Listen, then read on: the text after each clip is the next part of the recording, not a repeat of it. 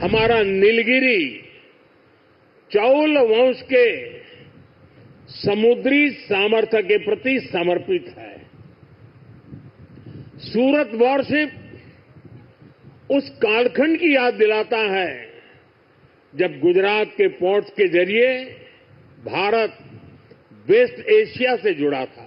आज मुझे इस क्लास की 6वीं सबमरीन बागशीर को कमीशन करने का सौभाग्य मिला है। 21वीं सदी के भारत का सैन्य सामर्थ्य भी अधिक सक्षम हो, आधुनिक हो, ये देश की प्राथमिकताओं में से एक है। जब भारत का सैनिक भारत में बने साजो सामान के साथ आगे बढ़ता है तो उसका आत्मविश्वास भी कुछ अलग ही होता है। साथियों, आज भारत की समुद्री विरासत नेवी के गौरवशाली इतिहास और आत्मनिर्भर भारत अभियान के लिए भी बहुत बड़ा दिन है।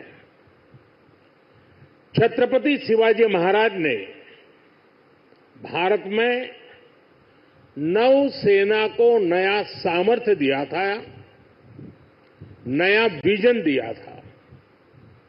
आज उनकी इस पावन धरती पर 21वीं सदी की नेवी को सशक्त करने की तरफ हम एक बहुत बड़ा कदम उठा रहे हैं।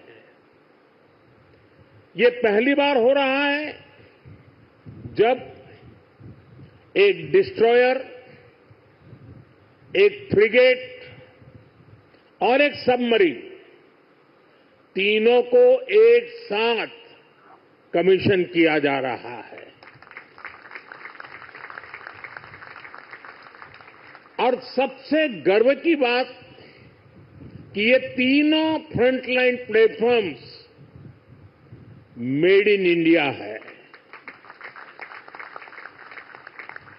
मैं भारतीय नौसेना को, इनके निर्माण कार्य से जुड़े सभी साथियों को, इंजीनियर्स को, श्रमिकों को और पूरे देश को बधाई देता हूं। साथियों, आज का एक कार्यक्रम हमारी गौरवशाली धरोहर को भविष्य की आकांक्षाओं से जोड़ता है। लंबी समुद्री यात्राएं, commerce, naval defence, ship industry, इसमें हमारा एक समृद्ध इतिहास रहा है। अपने इतिहास से प्रेरणा लेते हुए आज का भारत दुनिया की एक मेजर मैरीटाइम पावर बन रहा है। आज जो प्लेटफॉर्म लॉन्च हुए हैं उनमें भी इसकी झलक है। अब जैसे हमारा नीलगिरी चौल वंश के समुद्री सामर्थ्य के प्रति समर्पित है। सूरत वॉरशिप उस कालखंड की याद दिलाता है जब गुजरात के पोर्ट्स के जरिए भारत वेस्ट एशिया से जुड़ा था। इन दिनों ये दोनों शिप्स, इसके साथ आज बागशीर सबमरीन की कमीशनिंग भी हो रही है। कुछ वर्ष पूर्व मुझे P-75 क्लास की पहली सबमरीन कलवरी की कमीशनिंग में शामिल होने का अवसर मिला था। आज मुझे इस क्लास की 6वीं सबमरीन बागशीर को कमीशन करने का सौभाग्य मिला है। ये नए फ्रंटियर प्लेटफॉर्म भारत की सुरक्षा और प्रगति दोनों को नया सामर्थ्य देंगे। साथियों, आज भारत पूरे विश्व और खासकर ग्लोबल साउथ में एक भरोसेमंद और जिम्मेदार साथी के रूप में पहचाना जा रहा है। भारत विस्तारवाद नहीं, भारत विकासवाद की भावना से काम करता है। भारत ने हमेशा ओपन, सिक्योर, इंक्लूसिव और प्रॉस्परस इंडो पैसिफिक रीजन का समर्थन किया है। इसलिए जब समुद्र से सटे देशों के विकास की बात आई तो भारत ने मंत्र दिया सागर। सागर का मतलब है security and growth for all in the region. हम सागर के विजन के साथ आगे बढ़े। जब भारत के सामने G20 की प्रेसिडेंसी संभालने का दायित्व आया तो दुनिया को हमने मंत्र दिया one earth, one family, one future. जब दुनिया कोरोना से लड़ते हुए पस्त पड़ रही थी तब भारत ने विजन दिया वन अर्थ, वन हेल्थ। हम पूरे विश्व को अपना परिवार मानकर चलते हैं। हम सबका साथ, सबका विकास, उस सिद्धांत पर विश्वास करने वाले लोग हैं और इसलिए इस पूरे क्षेत्र की रक्षा सुरक्षा भी भारत अपना दायित्व समझता है। साथियों, ग्लोबल सिक्योरिटी, इकोनॉमिक्स और जियो पॉलिटिकल डायनेमिक्स को दिशा देने में भारत जैसे मैरीटाइम नेशन की भूमिका बहुत बड़ी होने वाली है। आर्थिक प्रगति और एनर्जी सिक्योरिटी के लिए ये जरूरी है कि ट्रेडिशनल वाटर्स को प्रोटेक्ट किया जाए, टेरिटोरियल वाटर्स को प्रोटेक्ट किया जाए, फ्रीडम ऑफ नेविगेशन को इंश्योर किया जाए और ट्रेड की सप्लाई लाइन और सी रूट्स सुरक्षित हो। हमें आतंकवाद, हथियारों और ड्रग्स की तस्करी में इस पूरे क्षेत्र को बचाकर रखना है। इसलिए आज जरूरी है कि समुद्र को सेफ और प्रॉस्परस बनाने में हम ग्लोबल पार्टनर बने। हम लॉजिस्टिक की एफिशिएंसी बढ़ा दें और शिपिंग इंडस्ट्री के लिए काम करें।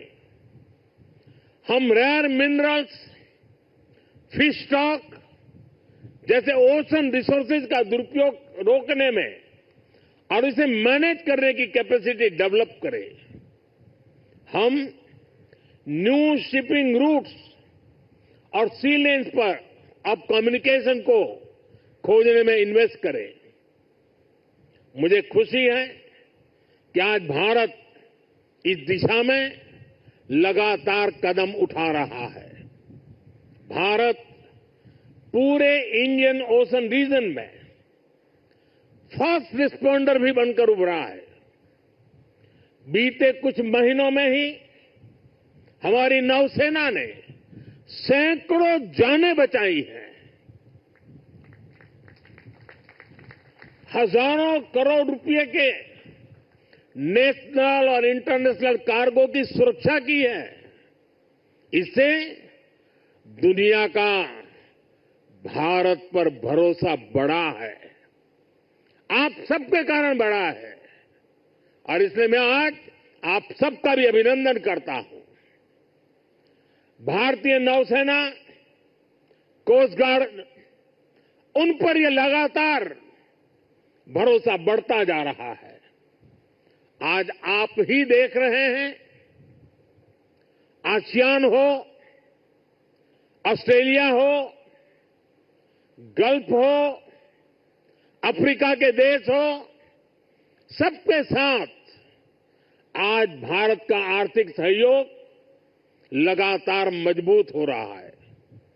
संबंधों की इस मजबूती में इंडियन ओशन रीजन में भारत की उपस्थिति, भारत का सामर्थ्य एक बहुत बड़ा आधार है और इसलिए आज का ये आयोजन सैन्य दृष्टि के साथ ही आर्थिक दृष्टि से भी उतना ही अहम है। साथियों, 21वीं सदी के भारत का सैन्य सामर्थ्य भी अधिक सक्षम हो, आधुनिक हो, ये देश की प्राथमिकताओं में से एक है। जल हो, थल हो, नभ हो, डीप सी हो या फिर असीम अंतरिक्ष, हर जगह भारत अपने हितों को सुरक्षित कर रहा है। इसके लिए निरंतर रिफॉर्म्स किए जा रहे हैं। चीफ ऑफ डिफेंस स्टाफ का गठन ऐसा ही एक रिफॉर्म है। हमारी सेनाएं और अधिक एफिशिएंट हो, इसके लिए थिएटर कमांड की दिशा में भी भारत आगे बढ़ रहा है। साथियों, पिछले 10 साल में जिस तरह भारत की तीनों सेनाओं ने आत्मनिर्भरता के मंत्र को अपनाया है, वो बहुत ही सराहनीय है।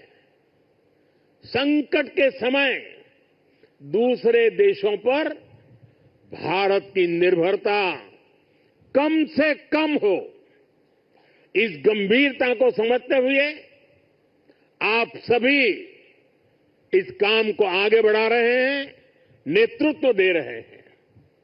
हमारी सेनाओं ने 5,000 से ज्यादा ऐसे साजो सामान और उपकरणों की लिस्ट तैयार की है जो अब वो विदेशों से नहीं मंगाएगी।